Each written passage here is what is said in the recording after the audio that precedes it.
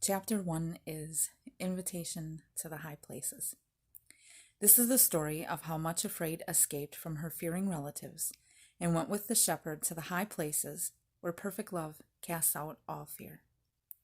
For several years, Much Afraid had been in the service of the chief shepherd, whose great flocks were pastured down in the valley of humiliation. She lived with her friends and fellow workers, Mercy and Peace, in a tranquil little white cottage in the village of Much Trembling. She loved her work and desired intensely to please the chief shepherd. But happy as she was in most ways, she was conscious of several things which hindered her in her work and caused her much secret distress and shame. In the first place, she was a cripple, with feet so crooked that they often caused her to limp and stumble as she went about her work. She had also the very unsightly blemish of a crooked mouth, which greatly disfigured both expression and speech, and was sadly conscious that these ugly blemishes must be a cause of astonishment and offense to many who knew that she was in the service of the great shepherd. Most earnestly, she longed to be completely delivered from these shortcomings, to be made beautiful, gracious, and strong, like so many of the other shepherd's workers, and most of all, to be made like the chief shepherd himself. But she feared there could be no deliverance from these two crippling disfigurements, and they would continue to mar her service always. There was, however, another and even greater trouble in her life. She was a member of the family of Fearings. Her relatives were scattered all over the valley, so that she could never really escape from them. An orphan, she had been brought up in the home of her aunt, poor Mrs. Dismal Forebodings, with her two cousins, Gloomy and Spiteful, and their brother, Craven Fear, a great bully who habitually tormented and persecuted her in a really dreadful way. Like most of the other families who lived in the Valley of Humiliation, all the Fearings hated the chief shepherd and tried to boycott his servants, and naturally it was a great offense to them that one of their own family should have entered into his service. Consequently, they did all they could, both by threats and persuasions, to get her out of his employment. And one dreadful day, it came, they laid before her the family dictum that she must immediately marry her cousin Craven Fear, settle down respectably among her own. If she refused to do it of her own free will, they threatened to use force and compel her. Poor Much Afraid was, of course, overwhelmed with horror at the idea, but her relatives always terrified her, and she never learned to resist or ignore their threats. So she simply sat cowering before them, repeating again and again that nothing would induce her to marry Craven Fear, but she was quite unable to escape from their presence. The unhappy interview therefore lasted a long time, and when finally they did leave her for a while, it was already early evening. With a surge of relief, Much Afraid, remembering that the chief shepherd would be leading his flock to their accustomed watering place near a lovely cascade and pool on the outskirts of the village, she went there. This was a place that she was in the habit of going very early in the morning to meet him, to learn his wishes and commands for the day, and again in the evenings to give her report of the day's work. It was now time to meet him there beside the pool, and she felt sure he would help her and not permit her relatives to kidnap her and force her to leave his service for the dreadful slavery of marriage with Craven Fear. Still shaking with fear, without pausing to wash the tears from her face, Much Afraid shut the door of the cottage and started off for the cascade in the pool. The quiet evening light was filling the Valley of Humiliation with a golden glow as she left the village and started across the fields. Beyond the river, the mountains which bounded the eastern side of the valley were like towering ramparts and already tinged with pink. The deep gorges were filled with lovely and mysterious shadows. Through the quiet and peace of this tranquil evening, poor terrified Much Afraid came to the pool where the shepherd was waiting for her, and she told him of her dreadful plight. "What shall I do?" she cried as she ended the recital. How can I escape? They can't really force me to marry my cousin, can they? Oh, she cried, overwhelmed again at the very thought. It's dreadful enough to have to be much afraid, but to think of having to be Mrs. Craven Fear for the rest of my life and never escape from the torment, that is more than I can bear. Don't be afraid, said the shepherd gently. You are in my service, and if you will trust me, they will not be able to force you against your will into any family alliance. But you ought to have never let them in your cottage, especially since they are enemies of the king who has taken you into his employment. I know, oh, I know, cried Much Afraid, but whenever I meet any of my relatives, I simply lose all strength, and I simply can't resist them, no matter how I strive.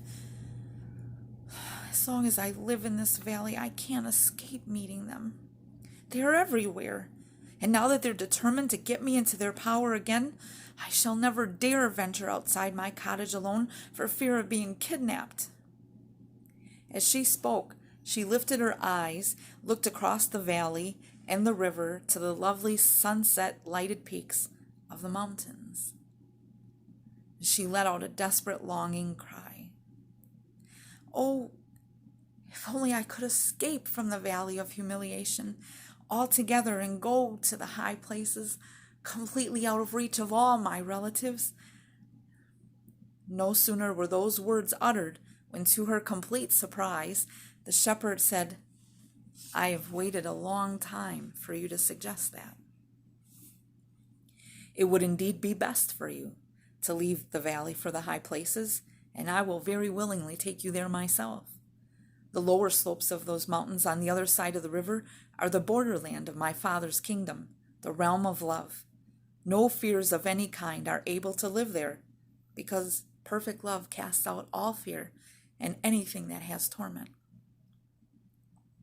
Much Afraid stared at him in amazement. Go to the high places and live there? Oh, if only I could. For months past, the longing has never left me. I think of it day and night. But it's not possible. I could never get there. I'm too lame, she said, and looked down at her malformed feet as she spoke, her eyes again filling with tears, despair, and self-pity. These mountains are so steep and dangerous. I have been told that the only feet belonging to Hinds and the deer can safely go up them. It is quite true, said the shepherd, that the high places are both difficult and dangerous. It has to be, so that nothing that is an enemy of love can make the ascent and invade the kingdom.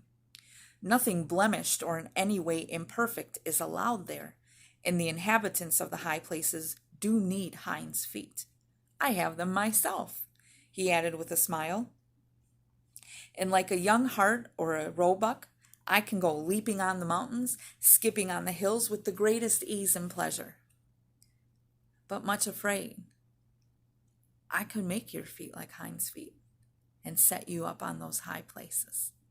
You could serve me then much more fully, out of reach of all of your enemies. I am delighted to hear that you have been longing to go there, for as I said before, I've been waiting for you to make the suggestion. And then, he added with another smile, you would never have to meet Craven Fear again. Much Afraid stared at him in bewilderment. Make my feet like hinds' feet? She repeated. How is that possible? And what would the inhabitants of the kingdom of love say to the presence of a wretched little cripple with an ugly face and twisted mouth if nothing blemished or imperfect is allowed to live there? It is true, said the shepherd. You would have to be changed before you could live on the high places, but if you are willing to go with me, I promise to help you develop hinds' feet. Up there on the mountains, as you get to the real high places, the air is fresh and invigorating. Its streams have wonderful healing properties. It strengthens the whole body, and all who bathe in those streams find all their blemishments and disfigurements wash away. But there is another thing I must tell you, Much Afraid. Not only would I have to make your feet like Hinds' feet, but you would have to receive another name, for it would be as impossible as a Much Afraid to enter the kingdom of love as any other fearing relative. Are you willing to be completely changed, Much Afraid, and to be made like the new name that you will receive in the kingdom of love when you become a citizen there? She nodded her head and said very earnestly, "Yes, I am." Again he smiled, but added gravely, "There is still one more thing, the most important of all. No one is allowed to live in the kingdom of love unless they have the flower of love already blooming in their hearts. Has love been planted in your heart, Much Afraid?" As the shepherd said this, he looked at her very steadily, and she realized that his eyes were searching into the very depths of her heart and knew all that was there far better than she even knew it herself. She did not answer for a long time because she was not sure what to say. But she looked rather flinchingly into the eyes that were gazing at her so penetratingly, and became aware that they had the power of reflecting what they saw. So she could see her own heart just as he saw it. And after a long pause, she answered, "I think that what is growing there is a great longing to experience the joy of natural human love and to learn to love supremely one person who will love me in return. But perhaps that desire, natural and right as it seems, is not the love you're speaking of." She paused and then added honestly, almost trembling, "I see the longing to be loved and admired growing in my heart, shepherd, but I don't think I see the kind of love that you're talking about, at least not the kind of love that I see in you." "Then will you let me plant that seed of love in your heart right now?" asked the shepherd.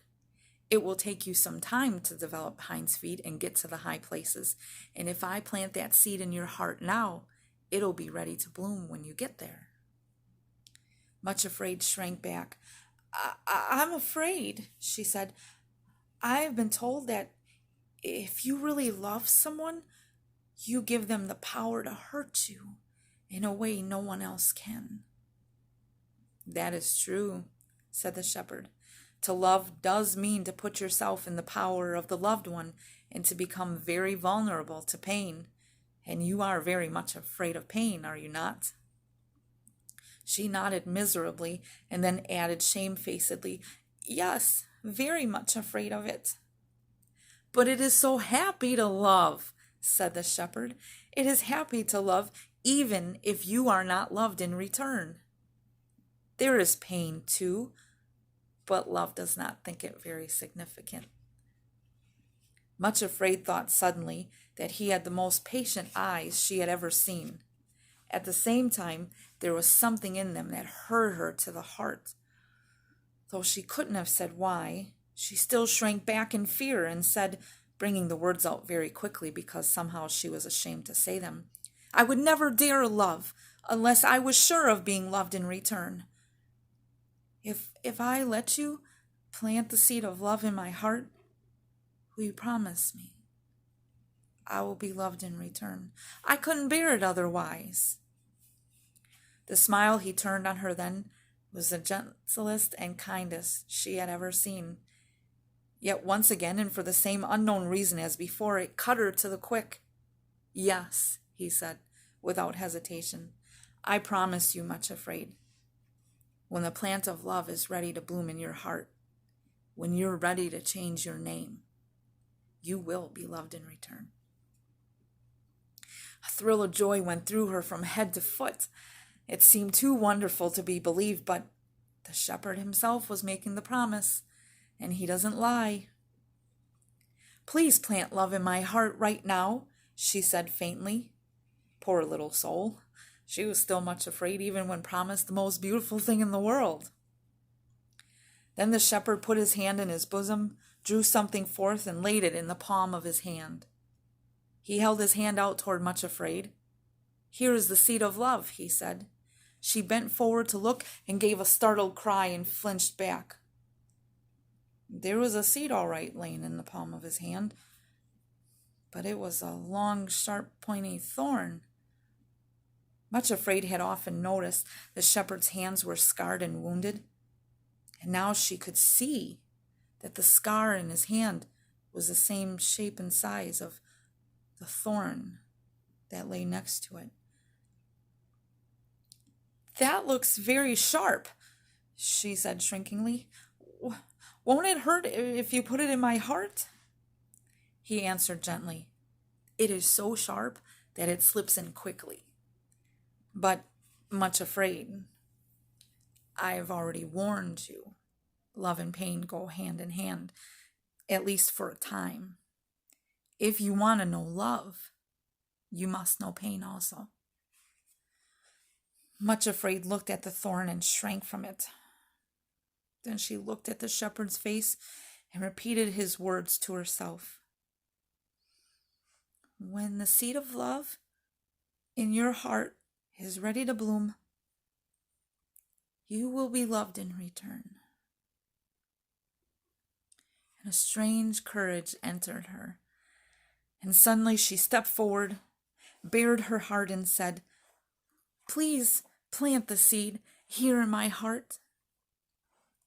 His face lit up with a glad smile, and he said with a note of joy in his voice, "Now you will be able to go with me to the high places and be a citizen in the kingdom of my Father." Then he pressed the thorn into her heart. It was true, just as he had said. It did cause a piercing pain, but slipped in quickly, and then suddenly a sweetness she had never felt or imagined before tingled through her. It was bittersweet, but the sweetness was stronger. She thought of the shepherd's words, "It's so happy to love." And her pale, sallow cheeks suddenly glowed pink, her eyes shone, and for a moment, Much Afraid did not look afraid at all. The twisted mouth had relaxed into a happy curve. The shining eyes and pink cheeks made her almost beautiful. "Thank you," she cried, and she knelt at the shepherd's feet. "How good you are! How patient you are! There is no one in the whole world as good and kind as you. I will go with you to the mountains.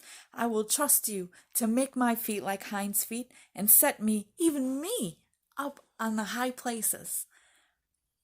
"I am even more glad than you know," said the shepherd. "And now you really act as though you are going to change your name already. But there is one more thing I must tell you. I shall take you to the foot of the mountains myself, so that there will be no danger from your enemies. After that, 2 special companions I have chosen will guide and help you on the steep and difficult places, while your feet are still lame and when you can only limp and go slowly. You will not see me all the time, Much Afraid, for as I told you, I shall be leaping on the mountains and skipping on the hills, and you will not at first be able to accompany me or keep up with me. That will come later. However, you must remember that as soon as you reach the slopes of the mountains, there is a wonderful system of communication from end to end in the kingdom of love, and I shall be able to hear you whenever you speak to me. Whenever you call for help, I promise I will come at once. At the foot of the mountains, my 2 servants whom I have chosen to be your guides will be waiting for you. Remember, I have chosen them myself with great care as the 2 most capable of helping you and assisting you in developing Hinds' feet. You will accept them with joy and allow them to help you, right?" "Oh, yes," she answered at once, smiling at him happily. "Of course, I am quite certain you know what's best, and that whatever you choose is right." And she added joyfully, I feel as though I will never be afraid again. He looked very kindly at the little shepherdess, who had just received the seed of love into her heart and was preparing to go with him to the high places, but also with full understanding of who she was. He knew her through and through, in all the intricate labyrinth of her lonely heart, far better than she knew herself. No one understood better than he that growing into the likeness of a new name is a long process. But he didn't say this. He looked with a certain tender pity and compassion at the glowing cheeks and shining eyes that had suddenly transformed the appearance of plain old little Much Afraid. And then he said, "Now you may go home and make your preparations for leaving. You are not to take anything with you. Only leave everything in order. Do not tell anybody about it, for a journey to the high places needs to be a secret matter. I cannot give you the exact time we are going to leave for the mountains, but it will be soon, and you must be ready to follow me whenever I come to the cottage and call. I will give you a secret sign. I will sing one of the shepherd's songs as I pass the cottage, and it will contain a special message for you. When you hear it, come at once and follow me to the trysting place." Then, as the sun had already gone down in a blaze of red and gold, and the eastern mountains were now veiled in misty mauve and gray, and the shadows were lengthening, he turned and led his flocks towards the sheepfolds. Much Afraid turned her face homeward, her heart full of happiness and excitement, still feeling as though she would never be frightened again. She started back across the fields, and as she did, she sang to herself one of the songs from the old book of songs that the shepherds often used. Never before did it seem so sweet and applicable. And it went like this: "The song of songs, the loveliest song, the song of Love the King. No joy on earth compares with his, but seems a broken thing. His name as ointment is poured forth, and all his lovers sing. Draw me, I will run after thee.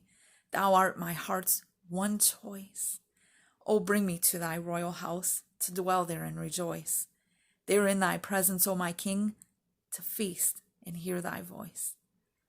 Look not upon me with contempt, though soiled and marred I be. The King found me, an outcast thing, and set his love on me.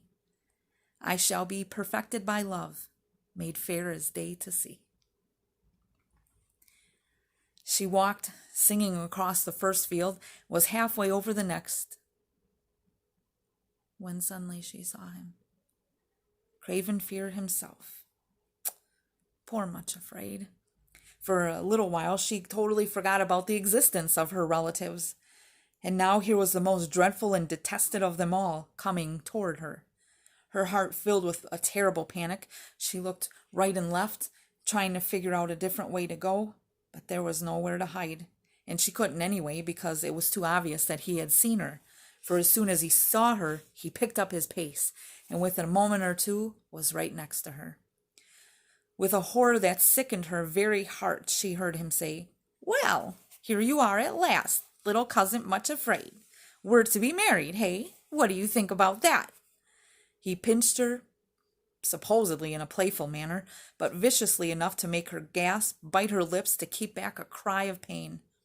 She shrank away from him and shook with terror and loathing, which was unfortunately the absolute worst thing that she could do, because it was this reaction that always encouraged him to just continue tormenting her.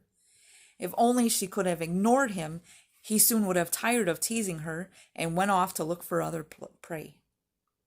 But in all her life, she had never been able to ignore fear.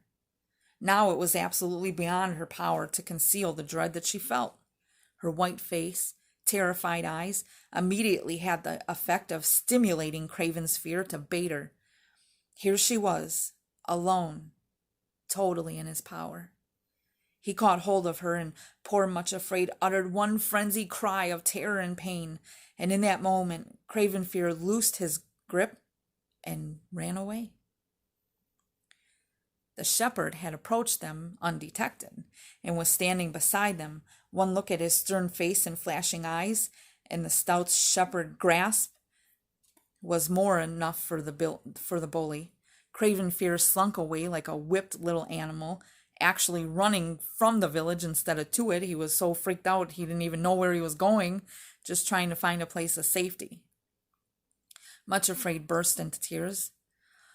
Of course she ought to have known that Craven was a coward, and if she had only lifted up her voice and called out for the shepherd, he would have fled at once. Now her dress was torn and disordered, arms bruised by the bully's grip, but that was the least part of her distress. She was so overwhelmed and disappointed that she had so quickly acted like her old name and nature that she had hoped was beginning to change already. It seemed impossible to ignore the fearings, still less to resist them. She didn't dare look at the shepherd. But had she looked at him, she would have seen the compassion that he had towards her. She did not realize that the Prince of Love is of very tender compassions to them that are afraid. She supposed that, like everybody else, he despised her for her failings and her silly fears. So without ever looking up at him, she muttered ashamed, "Thank you." And still without looking at him, she limped painfully back toward the village, weeping bitterly as she went, saying over and over again to herself, "What's the use of ever thinking of going to the high places? I could never reach them. The least little thing is enough to scare me and turn me back."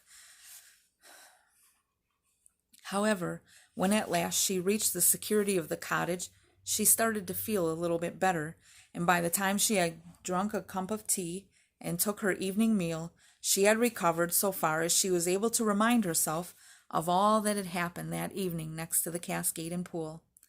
Suddenly she remembered with a thrill of wonder and delight that the seed of love had been planted in her heart. As she thought of it, the same almost intolerable sweetness stole over her, the bittersweet, indefinable but wholly delightful ecstasy of a whole new happiness. "It is happy to love," said Little Much Afraid to herself, and then she repeated, "It is happy to love." After putting the cottage in order for the night, because she was utterly tired out with all the conflicting emotions of that very strange day, she went to bed.